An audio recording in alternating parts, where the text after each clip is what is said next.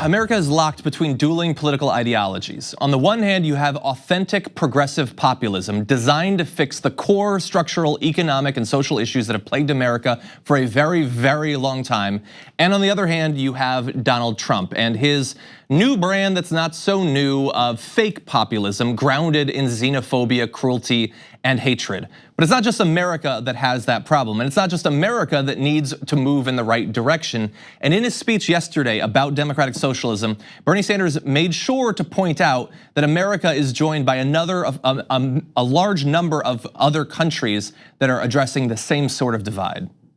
Across the globe, the movement toward oligarchy runs parallel to the growth of authoritarian regimes, like Putin in Russia, Xi in China, Mohammed bin Salman in Saudi Arabia, Rodrigo Duterte in the Philippines, Jair Bolsonaro in Brazil, and Viktor Orban in Hungary, among others.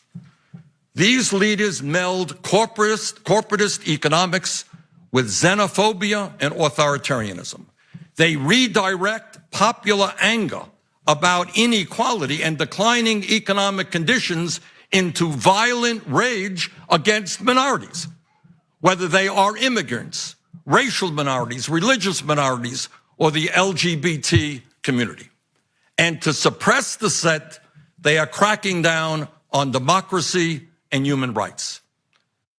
In the United States, of course, we have our own version of this movement, which is being led by President Trump and many of his Republican allies who are attempting to divide our country up and attack these very same communities.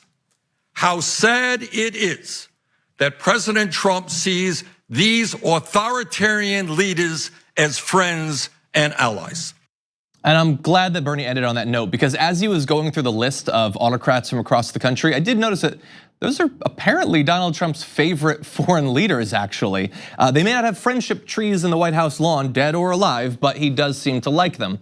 And so, look, that's a part of the speech that I don't think a lot of people are going to focus on, but it might well be one of the most important parts, and a part that Bernie Sanders probably won't get much credit for. Understanding that when you want to divert people from acknowledging the actual issues that they face, that our country faces, and to divert their attention so that you can instead spend a couple of years starting wars, giving tax cuts to corporations and wealthy individuals, you have to turn their anger at the system in another direction.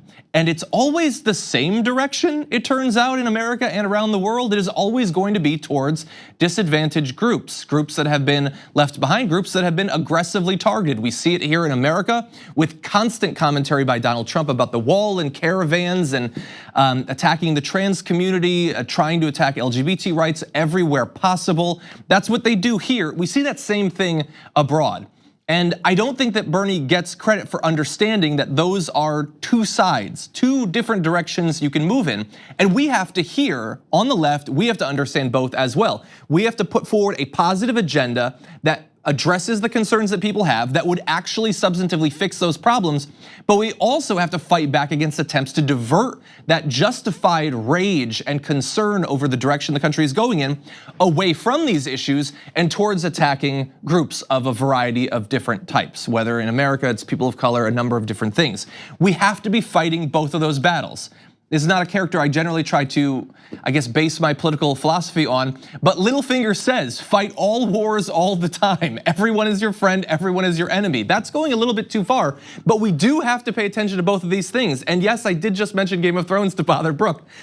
But you understand what I'm saying here. We have to fight against the attempts to turn people against each other. That's the story of America, is take the different disadvantaged groups and convince them that they are each other's enemies while the wealthy get away with literally anything they want.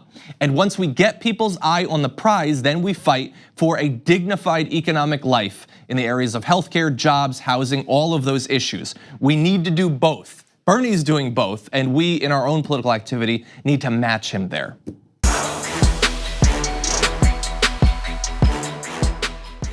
Check out the Damage Report podcast each day, wherever you get your podcasts, whether Pocket Casts or Stitcher or iTunes. You can join me as I give you the news and stories you want, with a range of co-hosts and interview guests jumping in on the fun each day. Again, that's the Damage Report, wherever you get your podcasts. And if you get them at iTunes, don't forget to rate and review. Sometimes I'll read them live on the show.